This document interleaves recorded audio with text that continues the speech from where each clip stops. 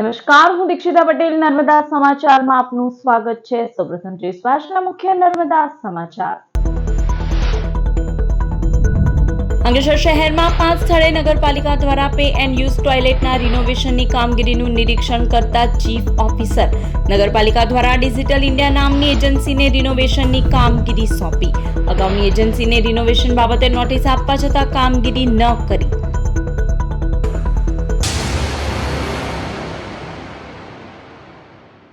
અંકલેશ્વર શહેરમાં 5 સ્થળે નગરપાલિકા દ્વારા પે એન્ડ યુઝ ટોયલેટના રિનોવેશનની કામગીરીનું પાલિકાના ચીફ ઓફિસરે નિરીક્ષણ કર્યું હતું. અંકલેશ્વર નગરપાલિકા દ્વારા શહેરના એસટી ડેપો સામે, શાક માર્કેટ, પ્રતિન ચોકડી સહિત 5 જગ્યાએ પે એન્ડ યુઝ ટોયલેટની સુવિધા ઉપલબ્ધ કરવામાં આવી છે. આ પે એન્ડ યુઝ ટોયલેટના રિનોવેશનની કામગીરી એજન્સીને સોંપવામાં આવી હતી. એજન્સી દ્વારા રિનોવેશનની કામગીરી હાથ ન ધરતા પાલિકા દ્વારા વારંવાર નોટિસ આપવા છતાં કામગીરી કરવામાં આવી ન હતી, જેના કારણે પાલિકાને સ્વચ્છતા સર્વેક્ષણમાં નેગેટિવ માર્ક આવતા પાલિકા દ્વારા એજન્સી બદલવાની ફરજ પડી હતી. બોર્ડ મીટિંગમાં એજન્સીને બદલીને ડિજિટલ ઇન્ડિયા નામની એજન્સીની નિમણૂક કરી રિનોવેશનની કામગીરી સોંપવામાં આવી હતી.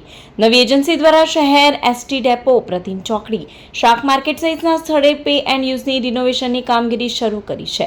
ચીફ ઓફિસર કેશવ કોલડિયાએ કામગીરીનું નિરીક્ષણ કર્યું હતું અને જરૂરી સૂચનો કર્યા હતા. પે એન્ડ યુઝ ટોયલેટનું રિનોવેશન કરવામાં આવેલું છે, જે અંકલેશ્વર નગરપાલિકા દ્વારા એજન્સીની નિમણૂક કરવામાં આવેલી છે. ડિજિટલ ઇન્ડિયા એમના દ્વારા કરવામાં આવેલું છે. અગાઉ જે એજન્સી હતી એમને નગરપાલિકા દ્વારા વારંવાર નોટિસો, સૂચનાઓ આપવા છતાં કામગીરી થતી ન હતી, જેને લીધે અંકલેશ્વર નગરપાલિકાને સંસ્થા સર્વેક્ષણમાં નિર્મળ ગુજરાતમાં નેગેટિવ માર્ક્સ આવ્યા હતા. એટલે નગરપાલિકાએ એજન્સી બદલવાની ફરજ પડી અને છેલ્લે જે બોર્ડ મળ્યું એ બોર્ડની અંદર એજન્સી બદલી અને નવી એજન્સી આવી અને નવી એજન્સીએ આ ટોયલેટનું રિનોવેશન કરેલું છે. શાક માર્કેટ પાસે આવેલું એ પણ ટોયલેટનું રિનોવેશન કરવામાં આવેલું છે. પ્રતિન ચોકડીએ પણ રિનોવેશન કરવામાં આવેલું છે. જૂની એજન્સી દ્વારા નગરપાલિકા ઉપર આક્ષેપ કરવામાં આવેલા હતા કે ભાઈ નગરપાલિકાની ચીફ ઓફિસરની એજન્સી છે, એમને આવું છે, પણ અમારો મુખ્ય હેતુ અંકલેશ્વર શહેરીજનોને સારી સુવિધા મળે એ માટેનો હતો અને આજે એ સાબિત થઈ રહ્યું છે. નવી નિમાયેલી એજન્સી દ્વારા આપ જોઈ શકો છો આ પે એન્ડ યુઝ બનાવવામાં આવ્યું છે. ભરૂચના ઝઘડિયાના ગુમાનદેવ પીઠ તીર્થક્ષેત્ર ખાતે શ્રી વેંકટેશ્વર ભગવાન તિરુપતિ બાલાજી પ્રાણ પ્રતિષ્ઠા મહોત્સવ યોજાશે, જે નિમિત્તે વિવિધ ધાર્મિક કાર્યક્રમો યોજાશે. ભરૂચ જિલ્લાના ગુમાનદેવ તીર્થક્ષેત્ર પીઠ ખાતે પ્રથમ વેંકટેશ્વર ભગવાન તિરુપતિ બાલાજી સાથે વેણુગોપાલની પ્રાણ પ્રતિષ્ઠા મહોત્સવનું આયોજન કરવામાં આવ્યું છે. તારીખ 4 મે થી 12 મે સુધી વિવિધ ધાર્મિક કાર્યક્રમો જેવા કે વાલ્મીકી રામાયણ, શિવપુરાણ, શ્રીમદ ભાગવત પુરાણ કથા, જ્ઞાન યજ્ઞ યોજાશે, જેમાં સજોદવાળા વિનોદભાઈ ભટ્ટ કથાનું રસપાન કરાવશે. રોજ બપોરે 3 કલાકે કથા બાદ સાધુ સંતોનું પ્રવચન સહિતના કાર્યક્રમો યોજાશે.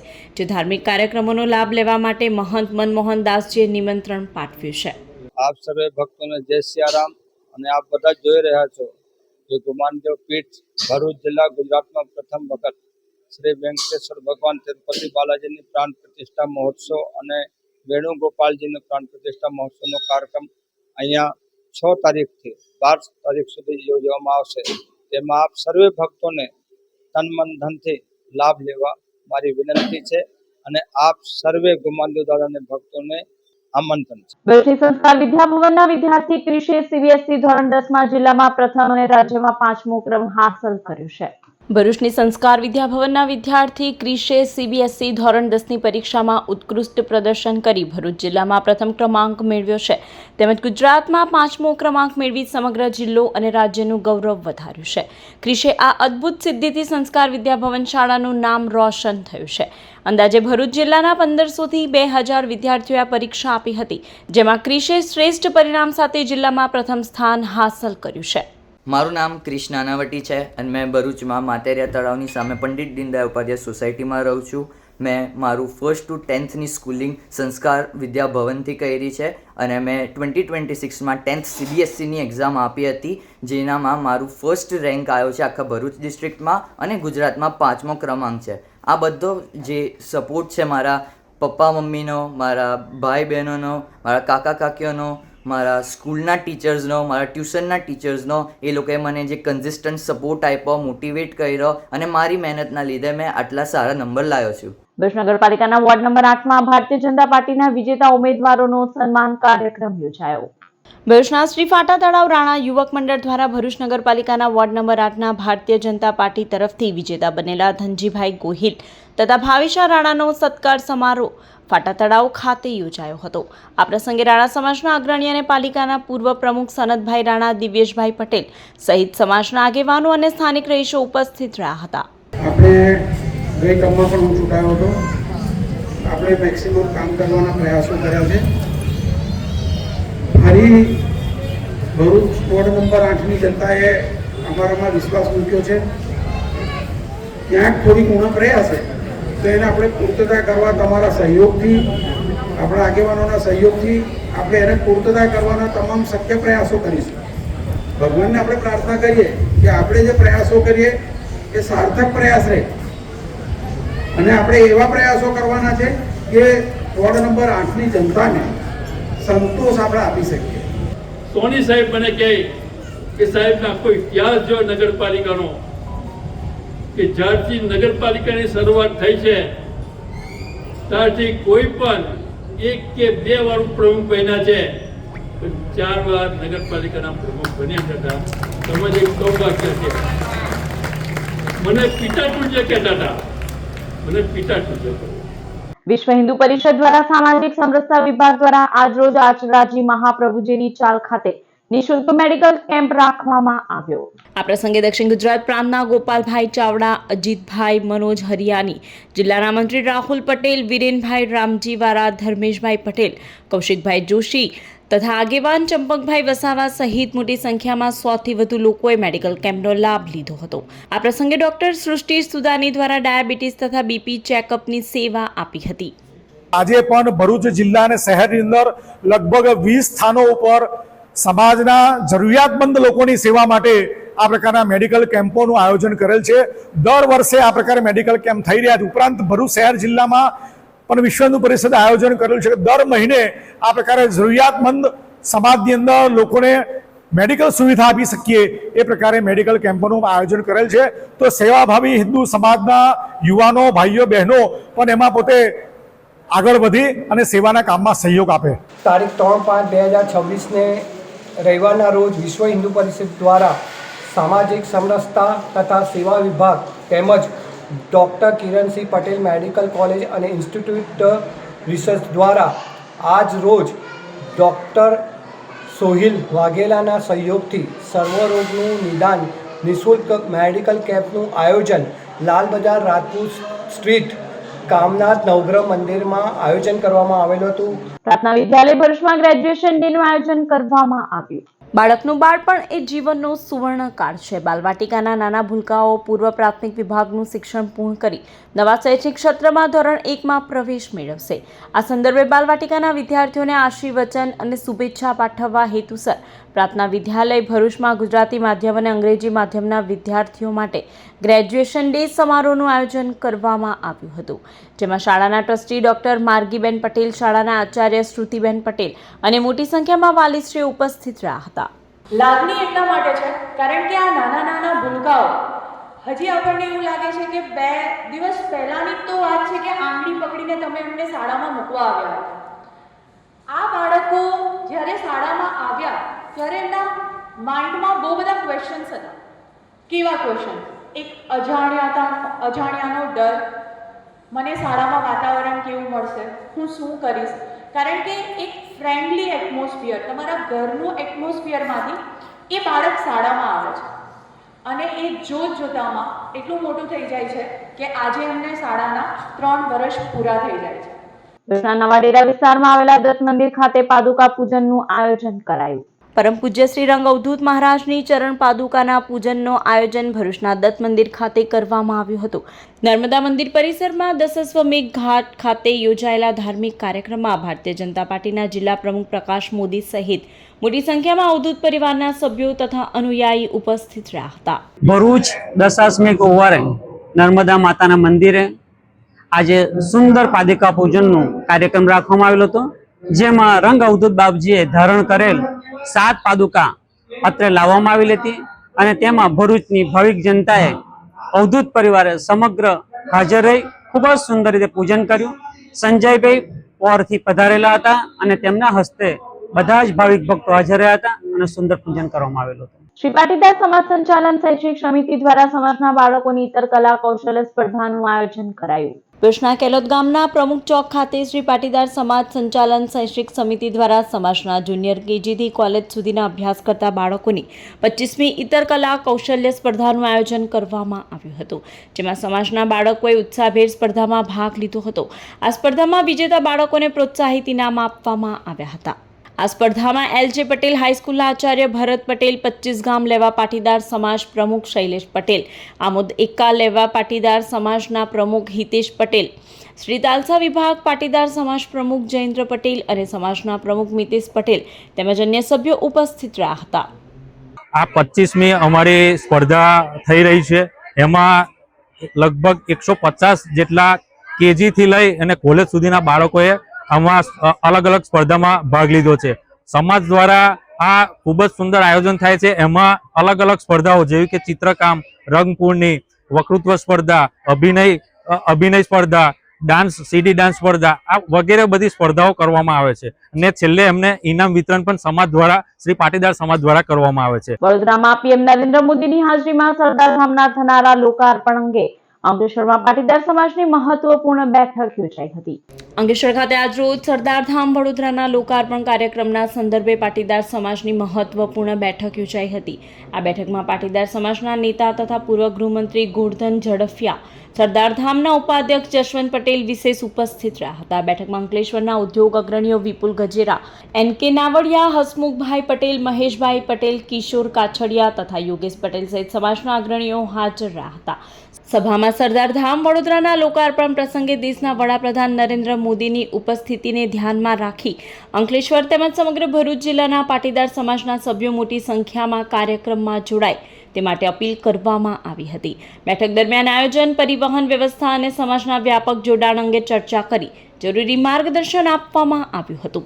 આજે અમે લોકો, મારી સાથે અહીંયા સરદાર ધામના ઉપાધ્યક્ષ જસવંતભાઈ પટેલ પણ ઉપસ્થિત છે. અમે આ મધ્ય ગુજરાતનો પ્રવાસ કરીને એમને આમંત્રણ આપી રહ્યા છીએ અને આ માત્ર સંસ્થા એક સમાજના માટે નહીં પણ અન્ય સમાજોને પણ આમાંથી પ્રેરણા મળે ને ગામડામાં રહેતા ગરીબ પરિવારો જેમના માટે કોઈ નથી એવી સંસ્થાઓ ઊભી થાય અને જેને કહી શકાય કે કોઈ પણ માણસનો જન્મ થવો હોય તો ઈશ્વરના હાથમાં છે. કોઈ ગરીબ છે તો એને ખભા પર બેસાડી શકાય. તો આવા હેતુથી આ જ્યારે કામ થઈ રહ્યું છે ત્યારે હું તો અંકલેશ્વર, ભરૂચના બધા જ લોકોને કહું છું કે પાટીદાર સમાજ એક એવો સમાજ છે જે બીજાની પણ ચિંતા કરતો હોય. ગામમાં હોસ્પિટલ બનાવે તો બધા સેવા લે, ગામમાં સ્કૂલ બનાવે તો બધાને સેવા મળે.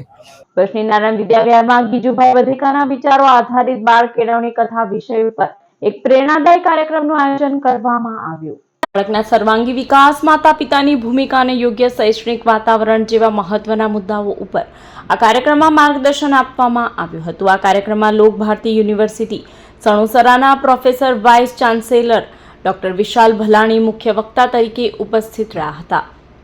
આ કાર્યક્રમમાં તેમણે ગીજુભાઈ વધેકાના શિક્ષણ વિષયક વિચારોના આધારે બાળકોના વિકાસમાં પ્રેમ, સ્વતંત્રતા અને આનંદના મહત્વ ઉપર પ્રકાશ પાડ્યો હતો. આ પ્રસંગે બાળકોના વિકાસમાં માતા પિતાની ભૂમિકા, બાળક સાથેનો વ્યવહાર, બાળકોની વિવિધ બાબતોને સમજવાની રીત અને તેમના સર્વાંગી વિકાસ માટે યોગ્ય વાતાવરણ કેવી રીતે સર્જવું તે અંગે વિસ્તૃત માર્ગદર્શન આપવામાં આવ્યું હતું. કાર્યક્રમમાં ચેનલ નર્મદાના ડિરેક્ટર ઋષિ દવે, શાળાના આચાર્ય મહેશ ઠાકર સહિત વિવિધ શાળાના પ્રતિનિધિઓ ઉપસ્થિત રહ્યા હતા. વર્ષો પહેલા ભાવનગરના સુભાષ ભટ્ટે મોરારી બાપુને કહ્યું કે બાપુ, આપણી અગાઉ ઘણા બધા બુદ્ધ પુરુષો થયા છે, એમણે આપણે યોગ્ય જીવન કેમ જીવવાનો રસ્તો બતાવેલો જ છે, પણ આપણે ચાલ્યા નથી તો આપણે એમની માફી માંગવી જોઈએ. એટલે બાપુએ ચબૂત કથા કરી, માફી કથા. આ કથા બાળ કેળવણી કથા છે ને, એ એવી એક માફી કથા છે કે આપણે જાણે અજાણે બાળકોને લેબલ આપી દીધા છે, એને માર માર્યા છે આપણે. એક આખી પેઢી એમ પસાર થઈ ગઈ જેવું કહેતી સોટી વાગે સમ સમ વિદ્યા તો ન આવી. કેટલા બધા બાળકો સ્કૂલેથી ભાગી ગયા. અને જો એ ખરેખર વૈજ્ઞાનિક હોત ને તો આ શાળામાં સર્કસના રિંગ માસ્ટરના ફોટોગ્રાફ્સ હોત. એવું તો છે ને. કોઈ બીએડ માં ભણાવતું નથી હો કે બાળકોને આટલી સજા કરવાની, આમ મારવાના. કેમ નહીં ભણાવતા હોય? કારણ કે સિદ્ધાંત નથી નથી અને નથી. ભરૂચ અંકલેશ્વરના 6 કેન્દ્રો ખાતે આજે નીટ યુજીની પરીક્ષામાં 1981 વિદ્યાર્થીઓ નોંધાયા છે, જેઓ પરીક્ષા આપી રહ્યા છે. ગુજરાતમાં 31 શહેરોના 221 કેન્દ્રો ઉપર નીટ યુજીની પરીક્ષાનું આયોજન કરવામાં આવ્યું છે. બપોરે 2 વાગ્યાથી સાંજે 5 વાગ્યા સુધી આ પરીક્ષા ચાલશે. ત્યારે ભરૂચ અંકલેશ્વરના 6 જેટલા કેન્દ્રો ઉપર 1981 પરીક્ષાર્થીઓ નોંધાયા છે. ત્યારે પરીક્ષાર્થીઓને કોઈ પણ જાતની અગવડ ન પડે તે માટે શિક્ષણ અધિકારીની કચેરી દ્વારા પૂરતી વ્યવસ્થા કરવામાં આવી છે. આ પરીક્ષા શાંતિપૂર્ણ માહોલમાં સંપન્ન થાય તે માટે ચુસ્ત પોલીસ બંદોબસ્ત ગોઠવી દેવામાં આવ્યો છે. સાથે ઉનાળાની કાળઝાળ ગરમીના વિદ્યાર્થીઓના સ્વાસ્થ્યને ધ્યાનમાં રાખી મેડિકલ ટીમ પણ ખડે પગે હાજર છે. ભરૂચ એક્સપ્રેસ હાઈવે ઉપર માતર નજીક ટાયર સાફ કરી રહેલ કન્ટેનર ચાલકનું કારની ટક્કરે મોત, અન્ય 2 લોકોને ઈજા.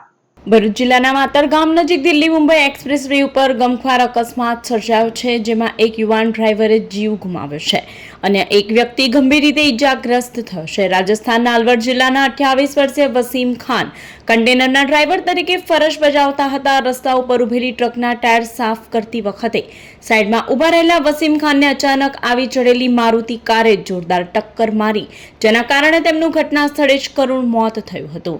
આ અકસ્માતમાં કારના ડ્રાઈવર સહિત એક અન્ય ટ્રક ડ્રાઈવર પણ ગંભીર રીતે ઈજાગ્રસ્ત થયા છે, જેમને તાત્કાલિક સારવાર માટે વડોદરા હોસ્પિટલ ખાતે ખસેડવામાં આવ્યા છે.